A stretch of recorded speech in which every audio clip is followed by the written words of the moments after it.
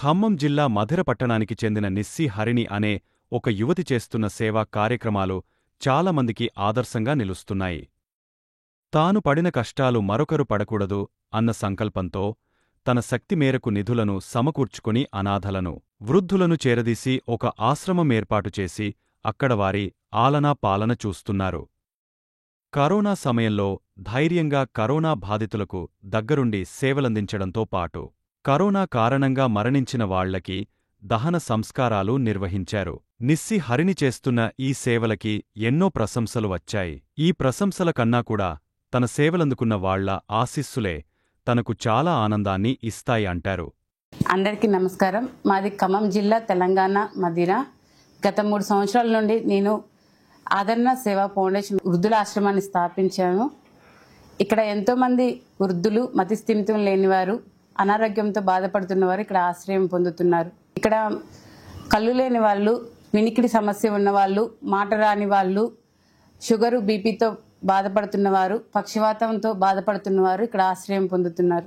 ఇక్కడ ఆశ్రయం పొందడానికి కులం, మతంతో సంబంధం లేదు. కొడుకులు ఉన్నా కూడా చూడలేని వాళ్ళు, కొడుకులు చనిపోయిన వాళ్ళు, అనాథలు, ఎవరు లేని వాళ్ళు, ఎవరు పట్టించుకున్న వాళ్ళు ఇక్కడ ఆశ్రయం పొందవచ్చు. నేను 2012 నుండి సేవా కార్యక్రమాలు స్టార్ట్ చేయడం జరిగింది. చిన్నతనం నుండి నేను పడ్డ కష్టాలు, బాధలు అవన్నీ చూసి నేను అన్నం లేక కూడా చాలా ఇబ్బంది పడ్డాను. అలాంటి ఉద్దేశంతో ఉన్నవాళ్ళు ఎవరైనా వృద్ధుల్ని చేరదీసి ఆశ్రయం పెట్టాలని చెప్పేసి 12 సంవత్సరాల నుండి రోడ్డు పక్కన భిక్షాటన చేసేవాళ్ళు, ఎవరు లేని వాళ్ళు అట్లా ఉన్నప్పుడు రోజు అన్నం ప్రిపేర్ చేసి నేనే వాళ్ళకి రోజు అన్నం ఇవ్వడం జరిగింది. కానీ చాలా మందిని చూశాను, ఎండకెండి వానకి తడిసి చాలా ఇబ్బంది పడుతున్నారు. అలాంటి తరుణంలో నాకు చిన్న ఆశ్రమం పెట్టాలని ఆలోచన వచ్చింది. ఈ షెడ్ని అద్దెకి తీసుకొని చిన్నగా ఈ షెడ్ స్థాపించడం జరిగింది. గత 3 సంవత్సరాల నుండి ఇక్కడ ఎంతో మంది ఆశ్రయం పొందారు. చాలా మంది అనారోగ్యంతో బాధపడుతున్న వారికి ఆర్ఎంపీ డాక్టర్ గారిని ఒకరిని ఏర్పాటు చేసి వాళ్ళు మంచిగా ఆరోగ్యంతో తిరిగేలాగా చేయడం కూడా జరిగింది. ఇక్కడ ఉన్న వాళ్ళందరూ కూడా సంతోషంగా ఉన్నారు. ఎప్పుడు వాళ్ళు కుటుంబం నుంచి కొన్ని సందర్భాల్లో వాళ్ళు బయటకు వచ్చేసినా కూడా వాళ్ళు నన్ను అమ్మలాగా చూసుకొని నన్ను ఏమి ఇబ్బంది పెట్టకుండా, వాళ్ళు ఇబ్బంది పడకుండా, మేము ఏదైతే ప్రతిరోజు వాళ్ళు హ్యాపీగా ఇక్కడ 3 పూటలు ఉదయం టిఫిన్, మధ్యాహ్నం భోజనం, సాయంత్రం భోజనం, మంచిగా టీవీ ఉంది చూసుకుంటా అందరూ ఒక కుటుంబంగా, కులం మతం తేడా లేదు, సేవా కులం, సేవా మతం, ఆదరణ ఫౌండేషన్ అంటేనే ఇక్కడ ఉన్న వాళ్ళందరూ కూడా మంచిగా ఐక్యతగా ఒక కుటుంబంగా ఉంటున్నారు. ఇక్కడ ఆశ్రయం పొందుతున్న వారికి ఏ లోటు లేకుండా ఈ షెడ్యూల్ కూడా ప్రజెంట్ పడుకోవడానికి ఇబ్బంది పడుతున్న తరుణంలో కూడా చాలా మంది దాతల సహకారంతో ఈ షెడ్యూను కూడా పెద్దగా పెంచడం జరిగింది. ఇక్కడ ఏ ఇబ్బంది లేకుండా ఉన్న వాళ్ళకి ఎండాకాలంలో ఇబ్బంది పడుతున్న సమయంలో కొంతమంది దాతలు ముందుకు వచ్చి ఫ్యాన్లు, కూలర్లు కూడా ఇవ్వడం జరిగింది. ఇక్కడ వీళ్ళు ఒంటరిగా ఉంటున్నారు, వీళ్ళకి ఏమీ తోచదు అని చెప్పేసి ఒక దాత కూడా టీవీ కూడా ఇవ్వడం జరిగింది. ఇక్కడ చాలా మంది దాతలు ఉదయం టిఫిన్, మధ్యాహ్నం భోజనం, సాయంత్రం భోజనం, వాళ్ళ పుట్టినరోజులు కానీ, పెళ్లి రోజులు, వర్ధంతులు, జయంతులు ఏది ఉన్నా కూడా మాకు సంప్రదిస్తారు. ఇక్కడ మా దగ్గర సెలబ్రేషన్ చేసుకొని వీళ్ళని ఒక కుటుంబంగా భావించి వీరందరితో సంతోషంగా గడిపి ఆ రోజు అన్నదాన కార్యక్రమాలు ఏర్పాటు చేసి వెళ్తారు. ఇక్కడ ఉన్న వృద్ధులకి తినడానికి కానీ, ఉండడానికి కానీ ఏ ఇబ్బంది లేకుండా చూసుకుంటున్నాం. ఇక్కడ ఉన్న వృద్ధులకి ఉదయం పూట ఇడ్లీ కానీ, అట్టు ఇంట్లో మనం ఎలా అయితే చేసుకుంటామో ఇక్కడ ఉన్న వృద్ధులు కుటుంబానికి కూడా మన ఇంట్లో లాగే ఉదయం పూట టిఫిన్, మధ్యాహ్నం పూట భోజనం, దాతల సహకారం ఉంటే ఆ రోజు 3 కూరలు చేసి మంచిగా వీళ్ళకి ఏదైతే ఆకుకూరలు ఎక్కువ పెడుతూ ఉంటామో, ఫ్రూట్స్, దాతలు అన్నదాన కార్యక్రమం ఏర్పాటు చేసినప్పుడు ఖచ్చితంగా ఫ్రూట్స్, స్వీట్స్ తీసుకొని వస్తారు. వాళ్ళు మంచిగా కడుపు నిండా తింటారు. దాతలు ఎవరు లేని రోజు కూడా వాళ్ళకి ఆకుకూరలు, ఫుడ్ మేమే ప్రిపేర్ చేసి పెడతాము. ఏదన్నా ఇబ్బంది ఉన్నప్పుడు దాతలను అడిగితే వెంటనే స్పందించి మాకు చాలా సహాయంగా ఉంటారు.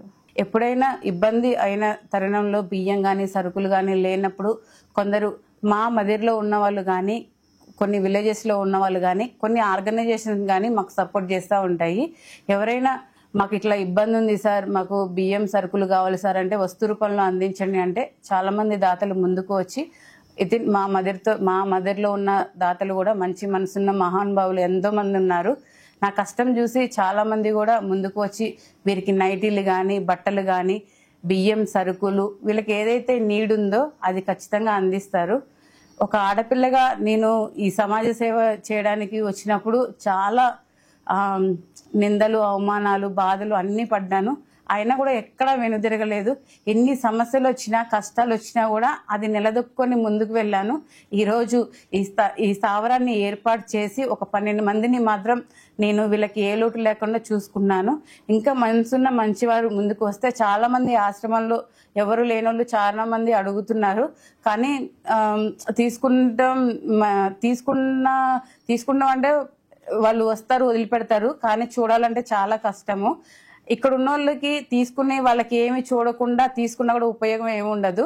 అందుకే దాతలైన వారు, మంచి మనసున్న మహారాజులు ఈ ప్రపంచంలో చాలా మంది ఉన్నారు. ఎవరైనా ముందుకు వస్తే ఈ 12 మంది కాదు 50 మందినైనా తీసుకోవడానికి నేను సిద్ధంగా ఉన్నాను.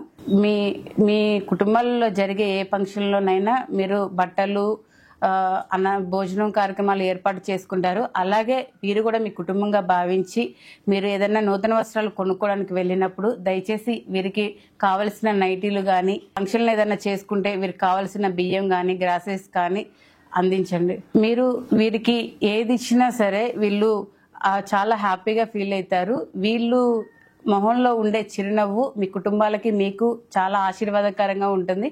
అది కూడా మీకు చాలా హ్యాపీనెస్ని ఇస్తుంది. ఒక ఆడపిల్లగా సమాజంలో నేను చేస్తున్న సేవా కార్యక్రమాలను గుర్తించి కదలిక టీవీ ఛానల్ వాళ్ళు ఈరోజు ఆదరణ సేవా ఫౌండేషన్ వృద్ధాశ్రమానికి రావడం జరిగింది. ఇక్కడ ఉన్న వృద్ధులకి మీరు ఎవరైనా సహాయం చేయాలనుకుంటే కింద స్క్రోల్ అవుతున్న నెంబర్తో మాట్లాడండి. ఫోన్పే, గూగుల్ పే అన్నీ ఉన్నాయి. మీ పుట్టినరోజులు కానీ, పెళ్లి రోజులు, జ్ఞాపకార్థాలు, వర్ధంతులు, జయంతులు ఏదున్నా సరే, ఎకేషన్ అని లేదండి. మీరు ఏదన్నా మీ జీవితంలో గుర్తుండిపోయే రోజుల్లో కానీ ఒక పూట వీళ్ళకి అన్నం పెట్టాలంటే దయచేసి ఫోన్ చేయండి. ఆదరణ వృద్ధుల ఆశ్రమం కేవలం సేవా కార్యక్రమంతోనే ఇది నడపబడుతుంది. ఎందుకంటే చిన్నప్పుడే మా అమ్మ నాన్న చనిపోయారు. నేను ఒక్కదాన్నే ఒంటరిగా ఉంటున్నాను. ఇలాంటి వాళ్ళని కొంతమందినైనా చేరదీసి చివరి రోజుల్లో వాళ్ళకి ప్రేమ, అనురాగాలు, ఆప్యాయతలు పంచాలని దీని ఉద్దేశం. దయచేసి మానవత్వంతో ముందుకు వచ్చి మీ సహాయ సహకారాలు, సూచనలు అందిస్తారని కోరుకుంటున్నాను. మీ ఇంట్లో ఉన్న పాత వస్తువులు కానీ, పాత బట్టలు కానీ, ఏదైనా సెల్ఫ్లు కానీ, పాత ఫ్రిడ్జ్లు కానీ, కూలర్లు కానీ, ఫ్యాన్లు కానీ ఏదైనా ఉంటే దయచేసి మాకు అందించండి.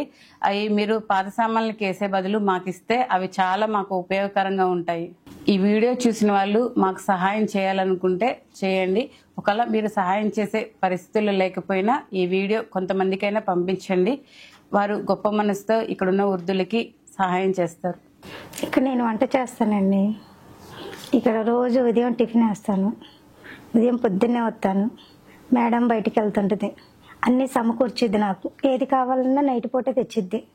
ఏదికి ఏమి తక్కువైనా ఫోన్ చేయ నిర్మలా, లేకపోతే నేను తీసుకొచ్చామంటే నీకు ఇచ్చేస్తానంటది. వాళ్ళు కూడా ఏమంటారంటే మాకు అందరికి ఇష్టమైంది నేను చెయ్యి, నేను ఏది చేసినా తింటాము అంటారు. కానీ ఎప్పుడు ఇబ్బంది పెట్టరు.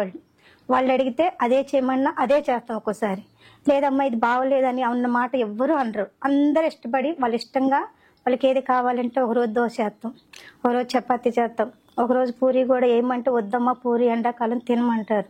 కిట్నే ఏది పడితే అది అల్పాహారం ఏ రోజు చేయకుండా ఉండవు. వాళ్ళకి కావాల్సినవన్నీ సమకూర్చుతాను నేను. అన్నీ మేడం ఏం చేసిద్దంటే నాకు ఎప్పటికప్పుడు తెలియపరచు. నేను ఎక్కడున్నా కొంచెం దాతలు వస్తుంటారు, వాళ్ళతో నేను మాట్లాడుతుంటే ఇబ్బందిగా ఉంటుంది.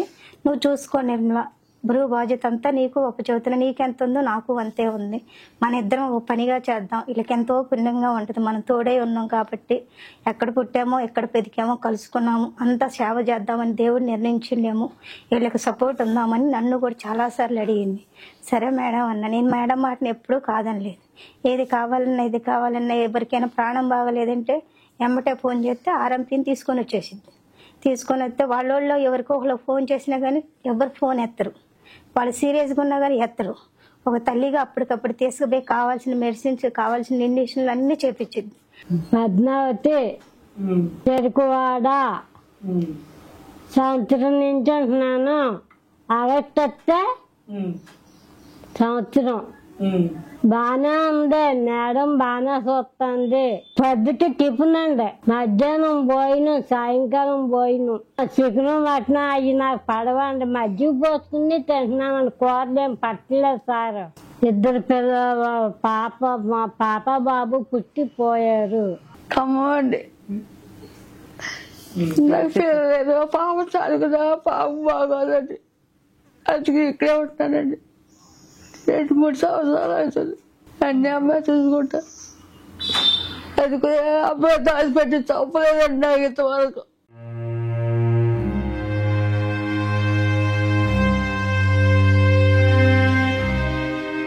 కన్నబెట్టి కన్నా ఎక్కువ చూసుకుంటే దాన్ని పెద్ద పని చేస్తే అమ్మ.